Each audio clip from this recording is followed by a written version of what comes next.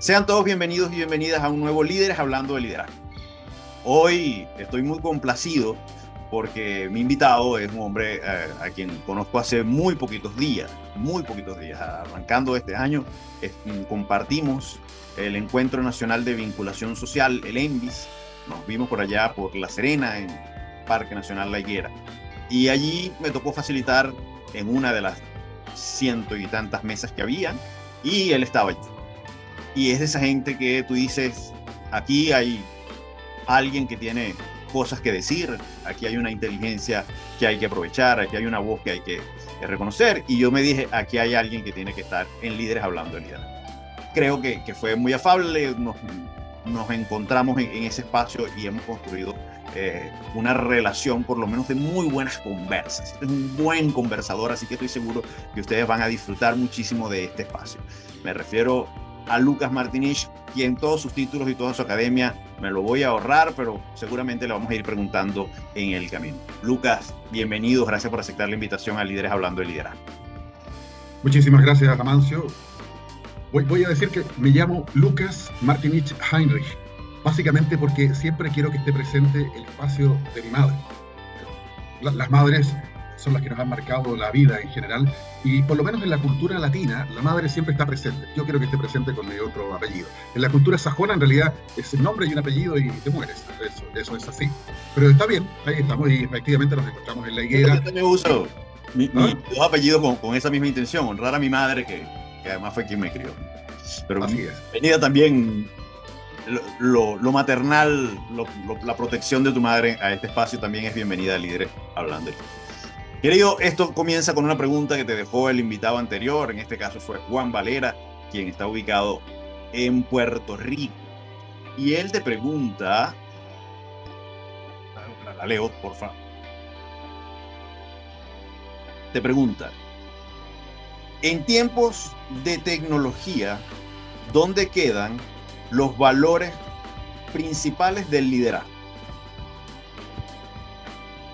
A ver, lo primero que tenemos que considerar, creo yo realmente, es que en los tiempos de la tecnología siempre nos va a acompañar y va a estar al lado nuestro. Los valores del liderazgo son los que transmiten las personas o una persona, según sea el caso. Por lo tanto, esos valores van a estar intrínsecos e implícitos en toda comunicación que hagamos o todo lo que utilicemos de la tecnología.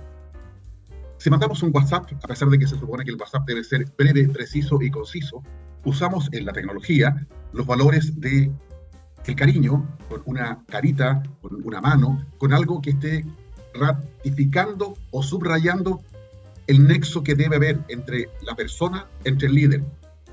Cuando simplemente mando un mensaje, necesito, amigos, urgentemente que se haga el despacho o que se haga efectiva la orden que indiqué. Y le pongo un punto y nada más. Es un poco duro, porque aparte de esto la tecnología es dura. Entonces necesitamos valores de calidez que hoy se han perdido un poco. Nos hemos ido al espacio en el cual el invitado anterior preguntaba dónde quedan los valores en una época de tecnología. Yo digo, los valores tienen que estar en cómo nos comuniquemos, en cómo utilicemos la tecnología. Eso es lo que yo estoy absolutamente convencido y lo uso siempre. A veces me comunico con una persona, con una mujer, después que ya la conozco y de repente hay que mandarle un mensaje pidiendo algo o recordando algo. Suelo agregar un ramo de flores o suelo agregar una rosa, en fin, algo que indique de que hay una calidez distinta. Ok. Ahora, en ese sentido, porque yo creo entender de dónde viene la pregunta por un tema en el que lo estuvimos conversando él y yo en ese momento, que está en el episodio anterior de este programa, que tiene que ver con la inmediatez de las cosas y donde hay un cambio de liderazgo. La gente comienza a mirar tantos líderes por la velocidad, por la vorágine, por la inmediatez de todo lo que queremos en términos de información. Y por supuesto, y aquí es donde viene la pregunta, donde yo digo, al líder le da poco tiempo para poder inculcar los valores, para poder desarrollar los valores, porque apenas volteas ya la gente está mirando otra opción. Yo tengo una mirada un poco distinta, por lo menos la experiencia a lo largo del tiempo me las fue enseñando y me las fue mostrando. Se esperan respuestas instantáneas o muy rápidas de nosotros. Sin embargo, el líder tiene que ser capaz de reflexionar, tiene que ser capaz de pensar. Hay momentos en los cuales probablemente la respuesta es tan obvia de que basta decir, sí, ok, procedan. Pero hay otros momentos en los cuales uno tiene que, de alguna forma, con la tecnología, decir, mira, repiensa el tema, entiendo lo que me estás planteando, pero me gustaría conocer también tu mirada. Yo tengo ya un approach, por así decirlo, pero quiero conocer tu mirada, porque eso entrega certezas y más seguridades y además enseña, da la oportunidad de aprender y, amparado en el otro, hacer las cosas. No estoy de acuerdo con aquellos que piensan que con la tecnología solamente tenemos que responder, sí, no, ok, mándame el informe, haz este desarrollo, haz lo otro, porque no estamos interactuando con las personas, estamos solamente usando una máquina. Y eso no permite necesariamente aprender. ¿Por qué es distinta una clase vía un medio tecnológico que una clase presencial? ¿Por qué permite eso que se genere no solamente una discusión y una interacción, sino que en el ambiente hay una energía distinta y hay una calidez distinta? ¿Por qué? Simplemente porque cuando el profesor o un alumno hace una broma o deriva una broma de algo que dijo otro, eso nunca lo vamos a lograr en una reunión vía un programa tecnológico. Vale. Me voy a meter en un tema y después voy a regresar aquí para conectar los dos temas. Porque además quiero aprovechar que te tengo aquí y tú nos cuentes un poco y entendamos un poco más la cultura del chileno. ¿Por qué lo digo? Porque me contaste que tú has vivido prácticamente de norte a sur de este país, que lo conoces, además hiciste gala en buena onda de lugares muy puntuales, de sitios, y eso fue en minutos. Así que estoy seguro que aquí podemos sacarle un mayor provecho. Y comienza entonces un tema de cuando uno llega a Chile, te dicen, comienzan a colocar etiquetas, los del sur son así, los del norte son así. Yo tuve la fortuna de participar en un proyecto que nos permitió hacer coaching en el campo a supervisores y capataces en los campos de tanto del norte y del sur. Y yo no me quise creer las etiquetas que les daban.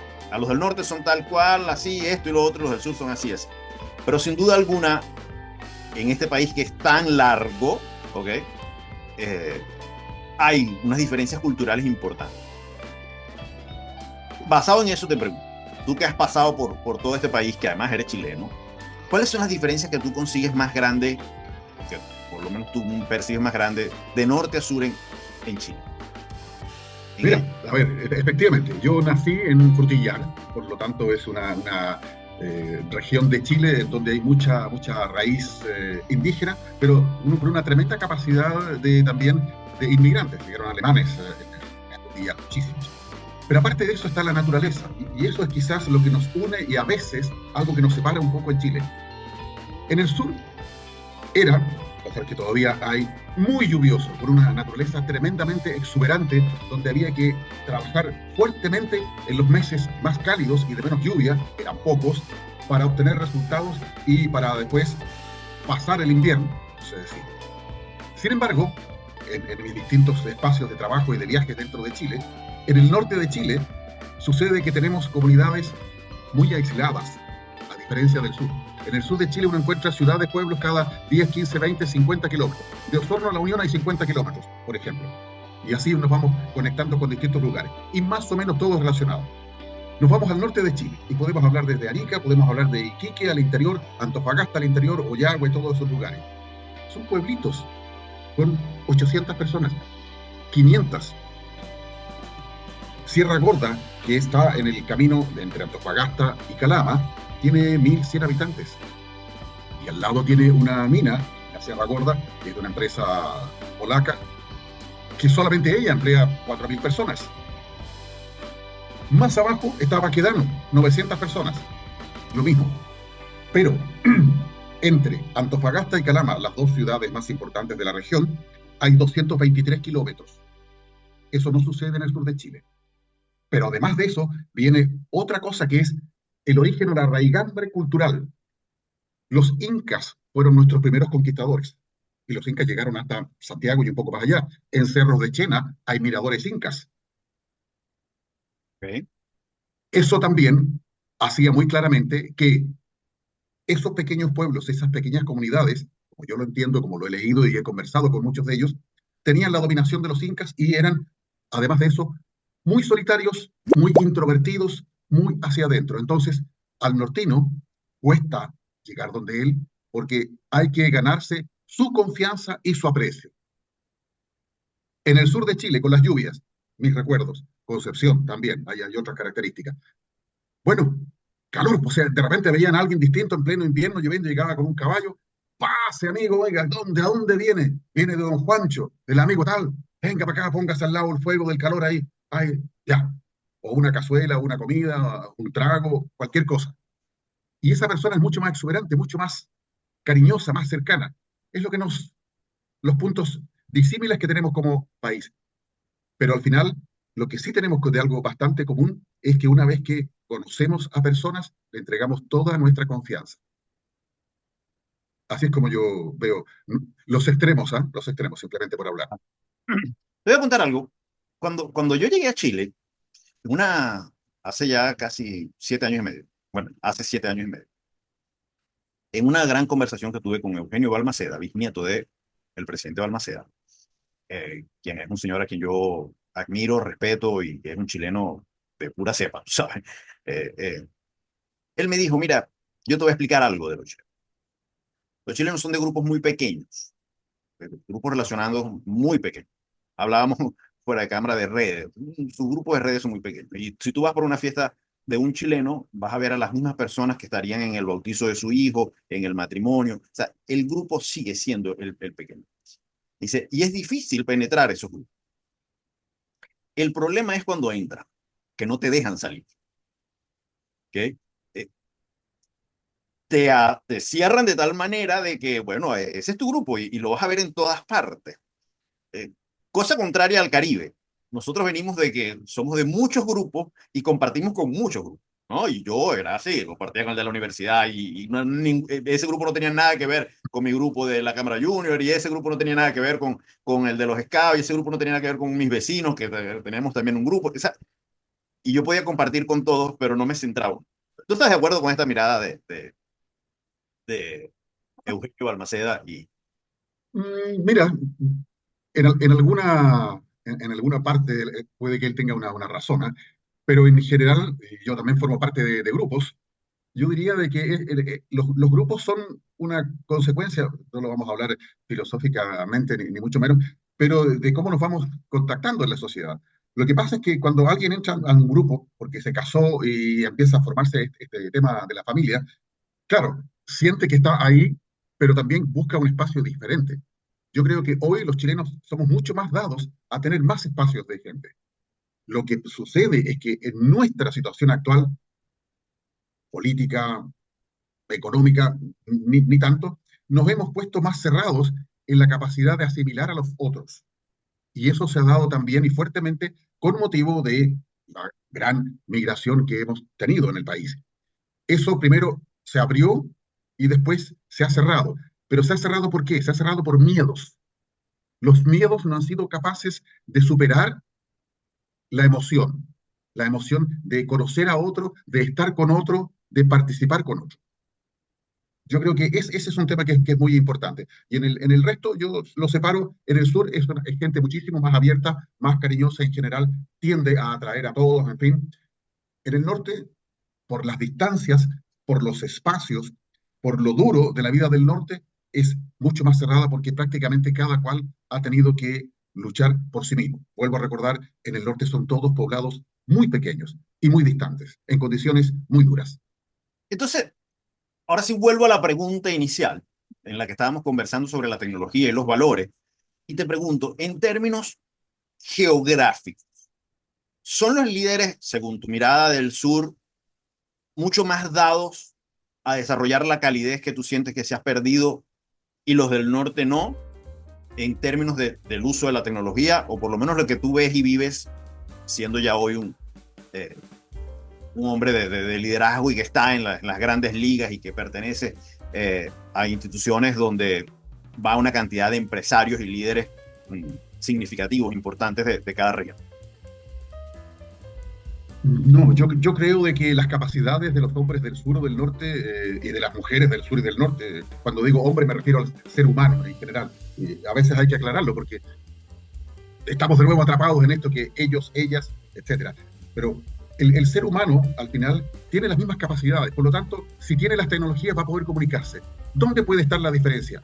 ¿Es un nortino más cálido que un sureño? ¿A dónde quiere llegar? Y eso le pasa a todos los líderes. ¿Dónde quiere llegar el líder? ¿Cuál va a ser el lenguaje con el cual se va a comunicar?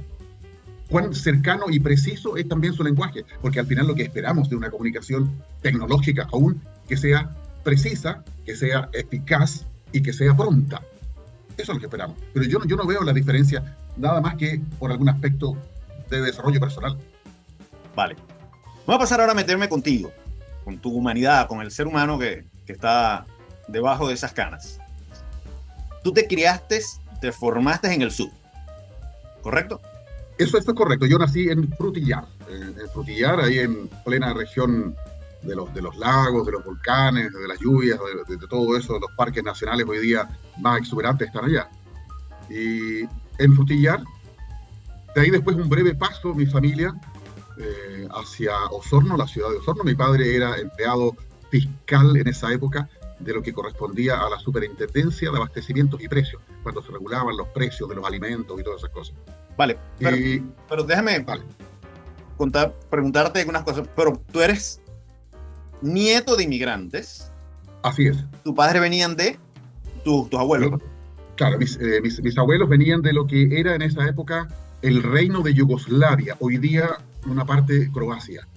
Y mis otros abuelos, por el lado de madre, de ahí viene el Heinrich Martirich en la parte croata, el Heinrich en la parte alemana, ellos venían de Alemania precisamente, los abuelos. Vale. En esta mezcla, ¿ok?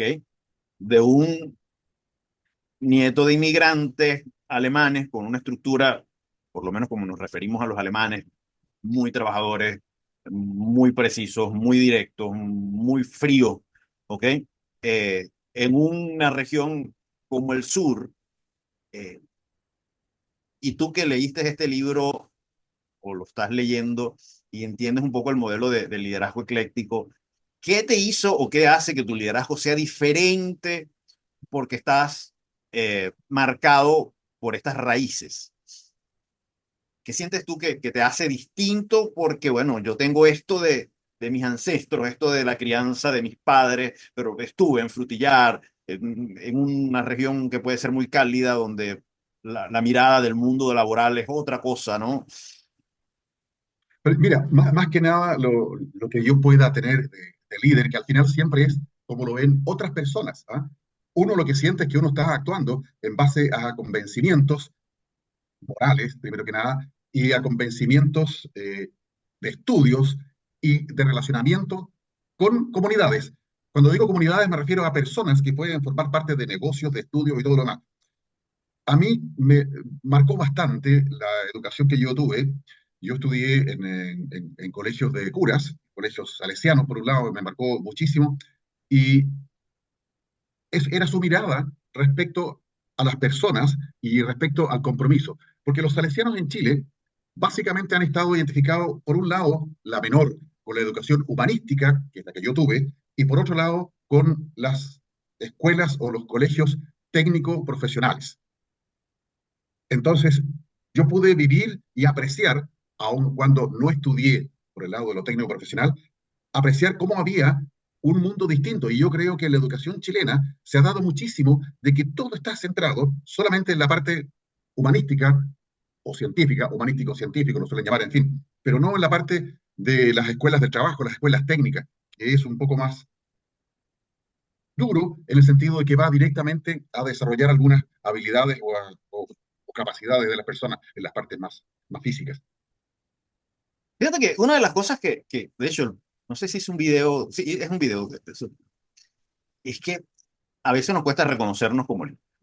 Siempre la respuesta, aunque es cierto, quien te valida como líder no es que tú te digas yo soy líder, pero uno sabe cuando está desarrollando un liderazgo y tiene que ser consciente de eso, porque si uno no es consciente de eso, y no lo reconoces y lingüísticamente no eres capaz de verbalizarlo por falsas modestias, o por la modestia misma, si lo quieres ver así, bueno, nuestro liderazgo comienza a generar impacto. Y reconocerse como líder y saber que uno tiene una responsabilidad de liderazgo es importante para el bienestar propio y para el bienestar del de otros. conglomerado Así es. al que le sirves, ¿no? ¿Estás de acuerdo conmigo primero con que a la gente le cuesta esto y después por Sí, qué? sí. A la gente le cuesta. Y por eso yo digo, a mí me marcó la educación que tuve con los salesianos. Obviamente tenía un padre muy estricto, ¿ah? Y bueno, ahí mi madre y mi abuela, ambas de ascendencia alemana, mi abuela era la parte más contenedora y todo, pero también con su estrictez, el cumplir las cosas y todo.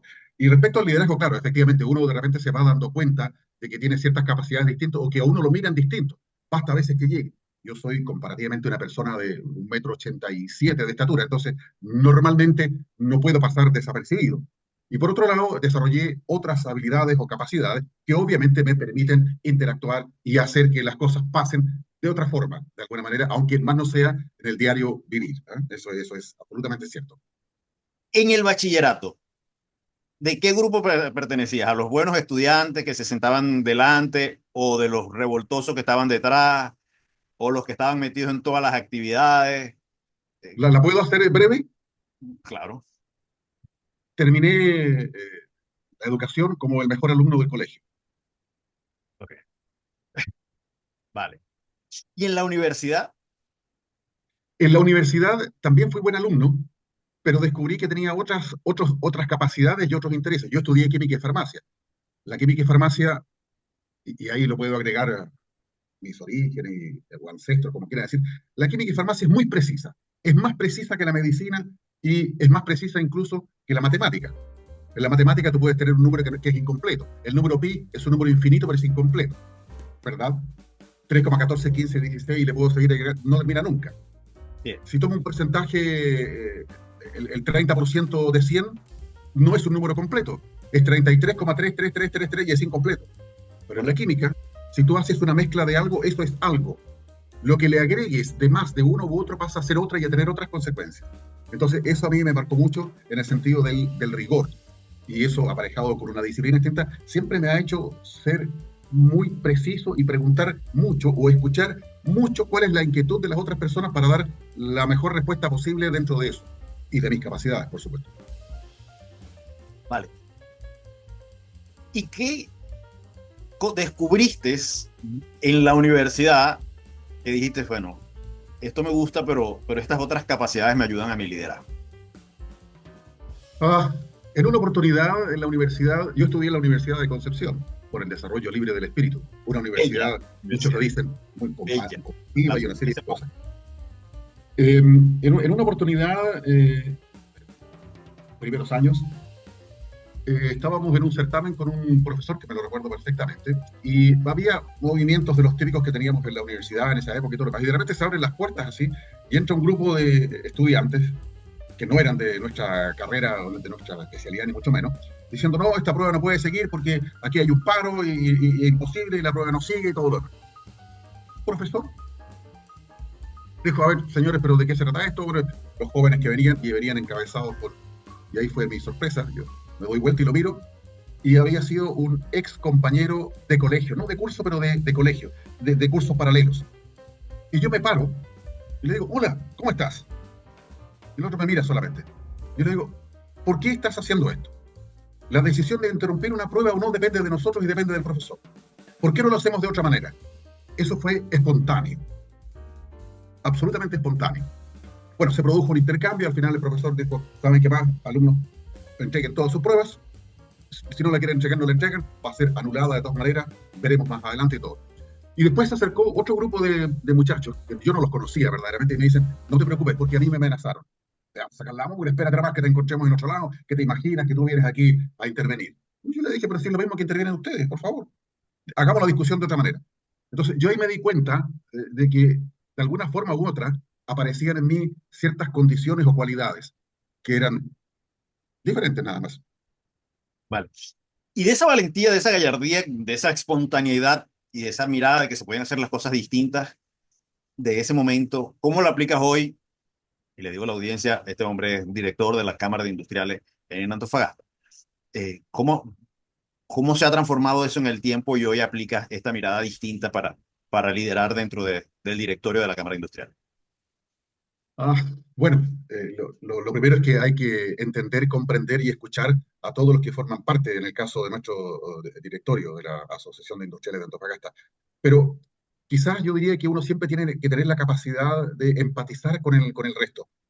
Y yo no sé si lo puedo graficar en algo que, mientras estaba trabajando mucho más activamente que ahora, me tocó vivir una situación. Y de nuevo, quizás eso muestre cómo pueden actuar los liderazgos. Y es, en una empresa yo desarrollé una parte importante de mi vida profesional ligado al mundo automotriz, lo cual implica obviamente decir no solamente la parte comercial, la parte de administración, logística, talleres, clientes, choferes, de todo. Y un día, hace unos cuantos años atrás, estaba en mi oficina tenía una mirada completa a toda la instalación, yo podía ver de todo. Después contaré otras cosas de eso. Y siento unos gritos, un griterío y todo lo demás, y de repente entra una persona y me dice, don Lucas, ¿sabe? Hay un chofer que parece que quiere chocar unos camiones, hay un enredo abajo, ¿por qué no va usted? Efectivamente fui, con esta misma pinta así de ahora, nada más, ¿no? Sí, con una camisa corporativa de la compañía, y veo efectivamente un tema muy complejo a primera instancia, me di cuenta. Estábamos en época de invierno, así que en Antofagasta tiene que haber sido las 6:30, 7 de la tarde y estaba oscuro. Y efectivamente un camión de estos tractos, camiones carreteros que llevan acoplados muy grandes con mercadería, claro que sin el acoplado, que ya es un aparato grandote, estaba ahí entre medio con el chofer en la cabina haciendo rugir el motor y todo. Y bueno, ¿qué es lo que pasa? ¿Qué sucede? Estaba cerrada la reja de acceso, una reja grande. Dice, no, que este señor, no sé, algo pasó, que se indignó y él es chofer de la compañía y quiere que lo dejen salir y que si no va a botar la reja. Y ahí se está moviendo y efectivamente yo lo veía que se movía y habían automóviles de una marca de lujo estacionados ahí para entregar a clientes. Digo, y lo que nosotros queremos hacer es subirnos en la parte de atrás para sacarle el contacto de las baterías y que se pare el motor y ahí lo vamos a sacar. Y espera un momentito. A todo esto deben haber habido unas 35 personas a esa hora de la tarde todavía, entre mecánicos, guardia, gente administrativa que estaba ahí todo. Y me vieron llegar y ya, después que me contaron, entonces le digo, pero espérense un momento, tranquilos. No, es que él no quiere hablar con nadie, mire, si está encerrado y él amenaza con que va a sacar un bate que tiene adentro y... Pero veamos, a ver, primero que nada tranquilicémonos todos. Y ustedes van a hacer lo que yo diga. Yo voy a hablar con él. Y bueno, me empiezo a acercar de a poco y a cierta distancia le digo, hola amigo, buenas tardes. Yo soy Lucas Martinich. ¿Podemos conversar? ¿No, usted quién es?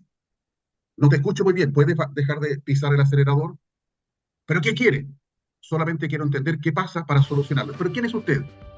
Y cada vez iba dando un paso más.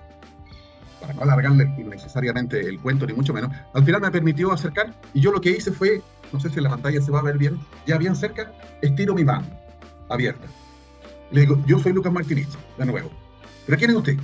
Yo soy el gerente de toda esta instalación. Ah, entonces usted tiene que saber, ¿podemos conversar? ¿Me permites que te invite a un café? ¿Un qué? Un café.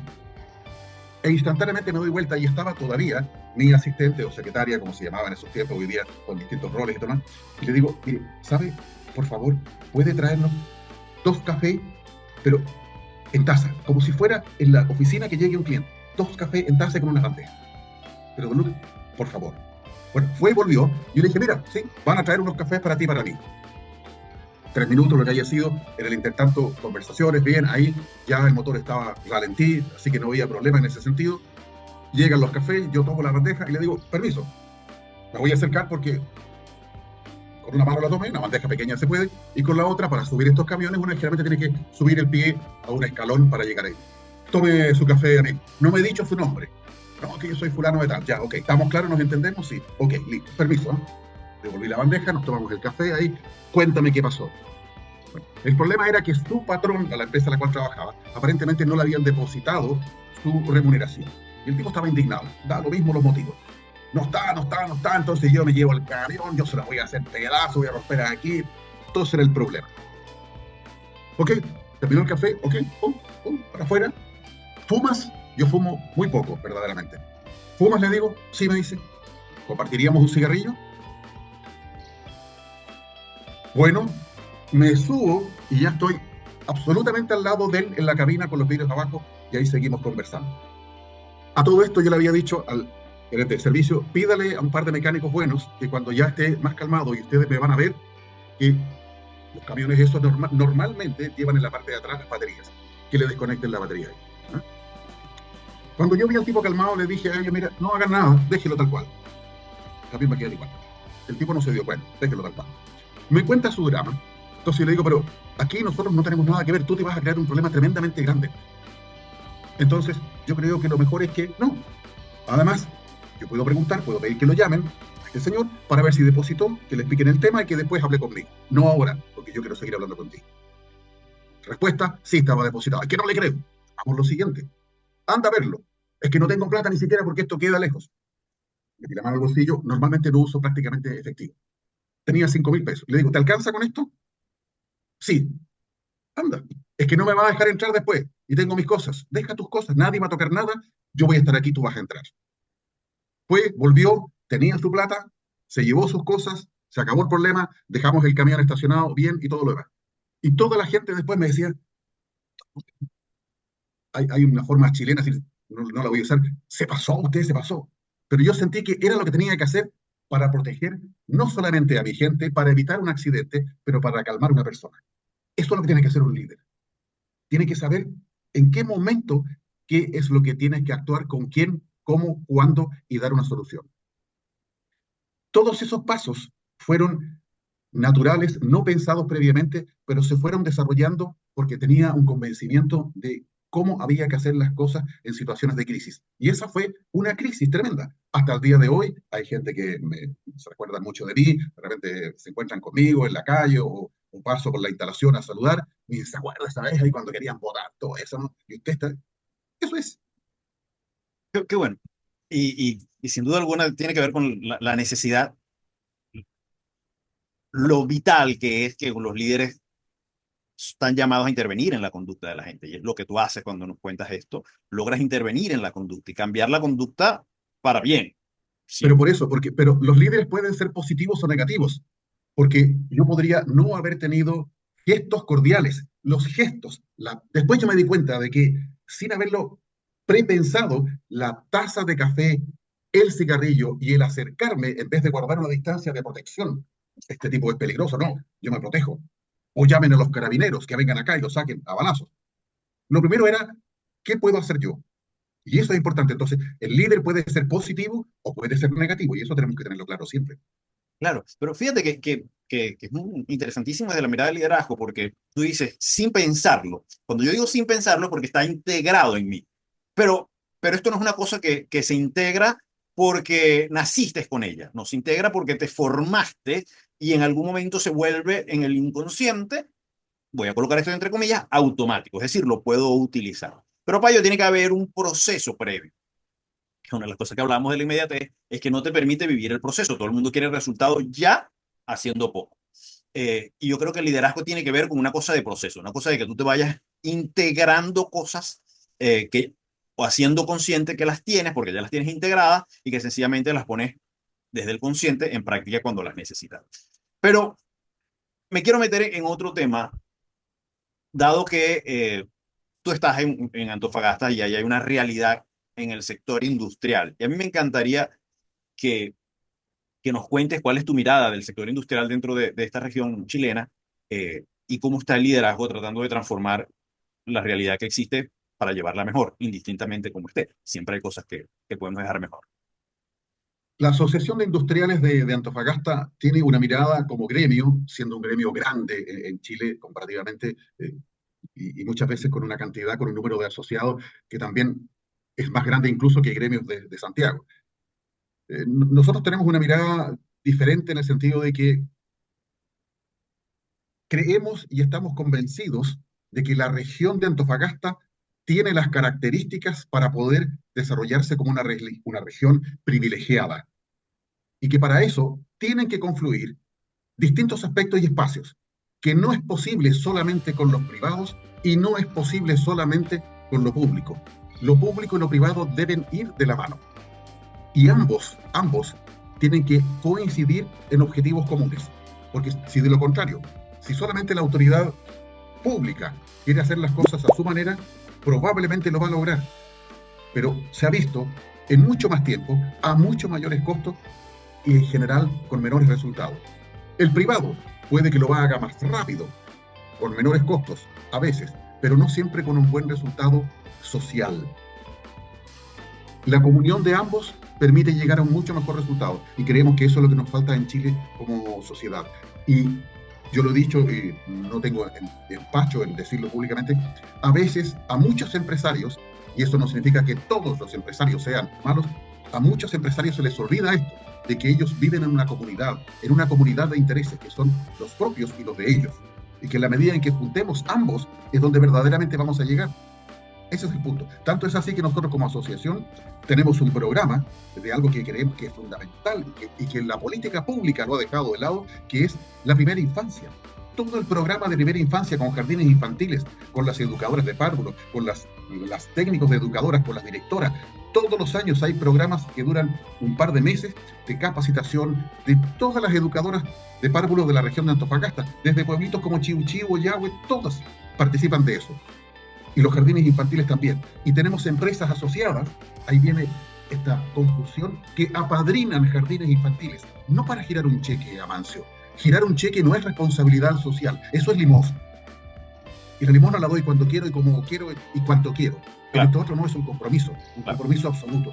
Y tenemos 2 colegios técnicos salesianos, entregados a la comunidad salesiana por este conocimiento que tienen a través de la Fundación Educacional de la Minería, que es la que tiene la Asociación Industrial. Y son colegios que nacieron en barrios que tenían un peladero absolutamente vulnerables para alumnos vulnerables y que les entrega una educación y unas instalaciones construidas con el aporte de todos nuestros asociados y de las compañías mineras, que se lo quisiera el colegio más caro de Antofagasta o quizás alguno de los más caros de Santiago, con gimnasios, canchas de pasto sintético, absolutamente todo, todo, todo. Y de nuevo, nuestras empresas participan de eso, apoyando, entregando premios, haciendo prácticas para los alumnos.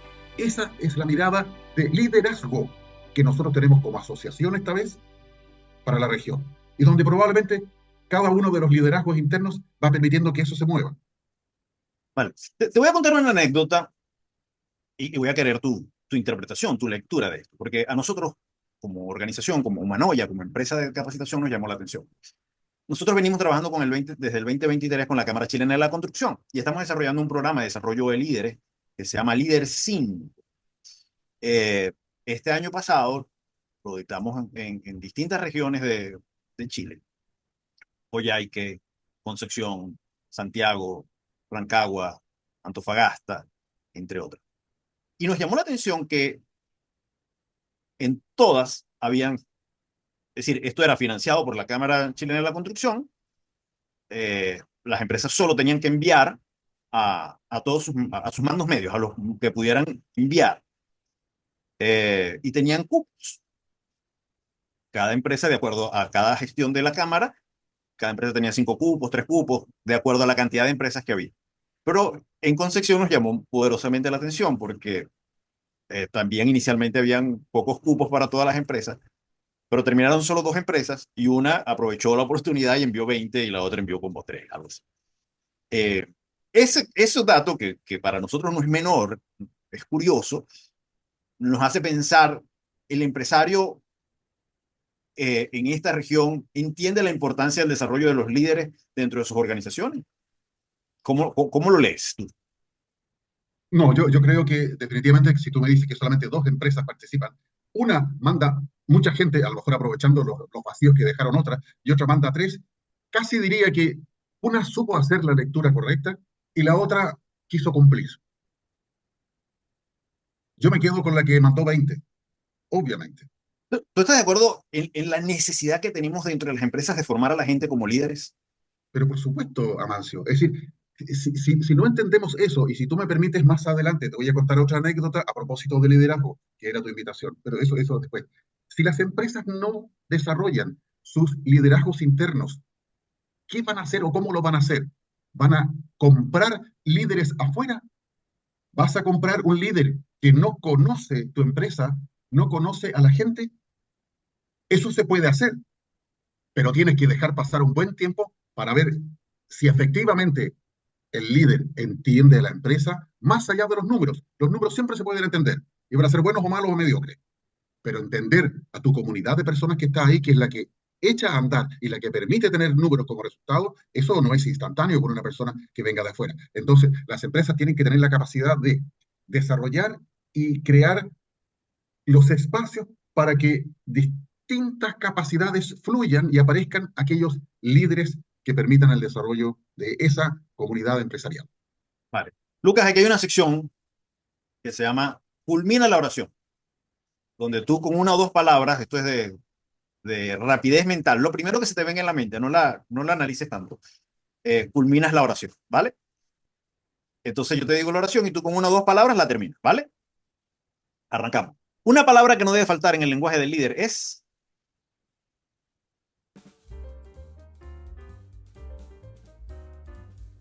Esto lo hacía mucho Steve Jobs. Se daba unos espacios para encontrar la respuesta que mejor calzara. Lo que no debe faltar es honestidad. Las redes sociales son solo... Una forma de llegar a muchos. La mayor virtud. Honestidad.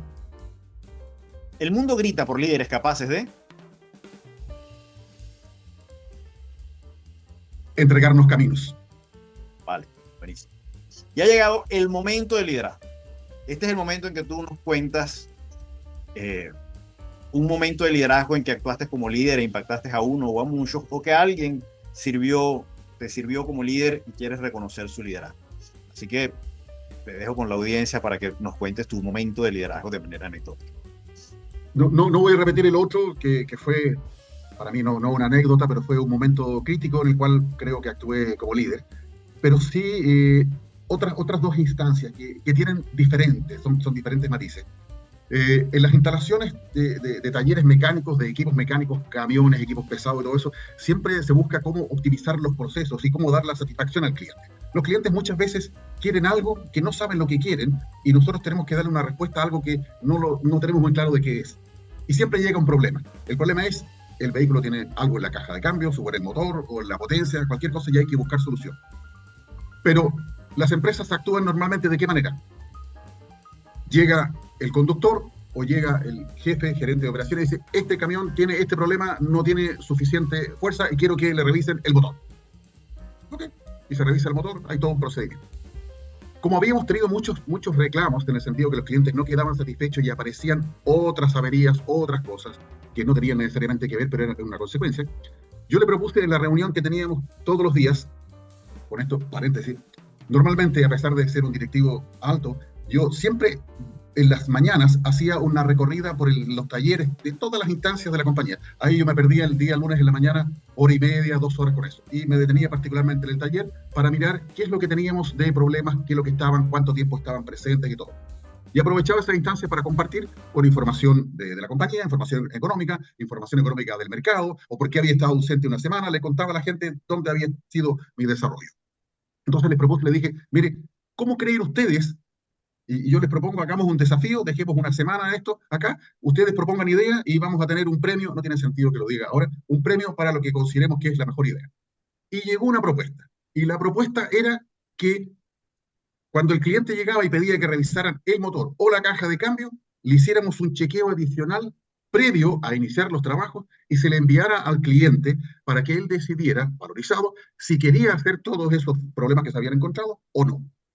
Eso significaba además varias otras cosas. Significaba que iba a haber un tiempo adicional que cobrar, por lo tanto el mecánico iba a tener horas más, iba a haber un resultado eventualmente económico para la compañía, porque si el cliente aceptaba esas reparaciones, obviamente había más ingresos, pero además de eso había la certeza de que no se atacaba solamente un problema, sino que se atacaba un conjunto de situaciones que estaban afectando, por lo tanto, beneficio para el cliente.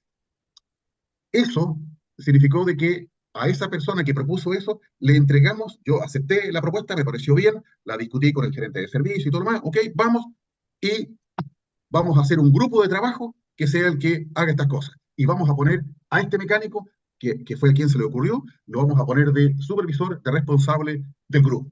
Entonces, para mí eso permitió levantar un liderazgo, levantar ideas que confluyeron. Y eso hasta el día de hoy lo están aplicando sin problema.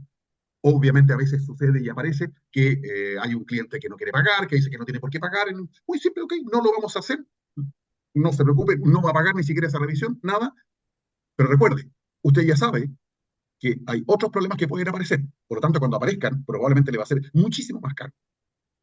En general, buen resultado. Entonces, yo creo que esa es una muestra de cómo un líder puede hacer surgir liderazgos positivos y en lo cual hay orgullo para toda la gente que está ahí. Porque algunas de las otras ideas no eran, comillas, tan brillantes, pero eran buenas y las fuimos igual poniendo en práctica y le fuimos comentando a los muñecos. Eso es lo que yo encuentro que es una manera efectiva de hacer un liderazgo. ¿Ah? Donde yo no soy el que brilla, como en el anterior, que cuando comenté este asunto del chofer, etcétera. No, ahí brillaron otros. Y eso es lo importante en una empresa. Y voy a terminar con lo que yo llamo un liderazgo afectivo. Amancio y amigos todos que están escuchando y participando de esta reunión tan cordial. Cuando viajé a Santiago hace una semana atrás, el día anterior en la tarde se me ocurrió algo, que en realidad lo venía dando vueltas hacía tiempo con motivo del Año Nuevo y los vuelos en avión y las chicas que lo atienden a uno, los asistentes, los pilotos y todo, y que son jornadas que muchos pensarán es muy fácil, pero no lo es así, son jornadas largas, son extenuantes, hay mucha tensión latente siempre por cualquier cosa que pase o por pasajeros que pasen. Y lo que hice fue que compré un ramo de flores. Compré un ramo de flores, la noche las dejé, le corté las puntitas para que fuera más mononito y todo, y me lo llevé al aeropuerto y fui con mi maleta, mi mochila y mi ramo de flores en la mano. Muchas personas me miraban, y seguí, pasé al avión, soy un grupo privilegiado, entre los primeros y todo. Llegué y cuando llego a la entrada del avión, la jefa de cabina, que es la primera que lo recibe a uno normalmente, que dice, oh, dice, para mí, qué bueno, dice, y yo le digo, y le paso así, me dice, no, pero por favor, si era una broma. No, pero es que es verdad, es para ustedes, para todas ustedes, incluidos los pilotos, porque le había hecho una pequeña nota ahí, en la cual decía, gracias por todas vuestras sonrisas, por soportarnos en los viajes y por estar lejos de casa mientras nosotros vamos a casa. Y no le puse mi nombre, sino que la inicial de mi nombre nada más. Entonces le dije, no, esto verdaderamente es para ustedes, con mucho cariño, porque probablemente nadie les agradece todos los gestos de ustedes. Esa mujer casi llora. Y después pasaron muchas que me decían, ah, don Lucas, sí, muchas gracias, pucha. Me sentí tan bien. Ese es otro liderazgo. Así es, así es. Lucas, vamos a cerrar esta conversación. Yo te agradezco enormemente este espacio. Creo que hemos aprendido mucho quienes tenemos la posibilidad de escucharte. Así que nada, cuéntale a la gente cómo te consiguen, dónde te consiguen, en qué andas, a qué nos invitas y cierra esta conversación con tus palabras. Muchas gracias. Bueno, Lucas Martinich Heinrich, yo soy director en la Asociación de Industriales de Antofagasta, también participo en el Consejo del Gobierno Regional de Antofagasta de Capacitación y Emprendimiento, representando a la asociación, también en el Consejo Directivo Norte de INACAP, y en Santiago soy director de un grupo de empresas que no tiene sentido nombrarlo porque esa es otra cosa, es un pagado. Y me ubican mi celular, más 569 9827 2157. Ese WhatsApp también, obviamente. Y mi correo electrónico, lucasmartinich, todo junto, @gmail.com. Ahí pueden compartir conmigo, WhatsApp, cualquier cosa. No tengo TikTok, me considero que normas. ¿Ah? Tampoco tengo Instagram, porque también considero que no nomás, y no tiene nada que ver con otra cosa, pero hay espacios y momentos para cada uno. Y en LinkedIn me van a encontrar muchas veces también ahí apareciendo con comentarios o algo por el estilo. ¿Ah? Así que agradezco a ti, Amancio, esto de encontrarnos, volver a encontrarnos en realidad, compartir, y para ti y para todos en realidad, si quieren conversar no solo de liderazgo, sino que de compartir cosas con la educación, con los jóvenes, en las cuales nosotros como asociación también podamos hacer algo, encantado, a vuestra absoluta disposición. Qué bueno. Y para ustedes, hasta un próximo Líderes Hablando de Liderazgo.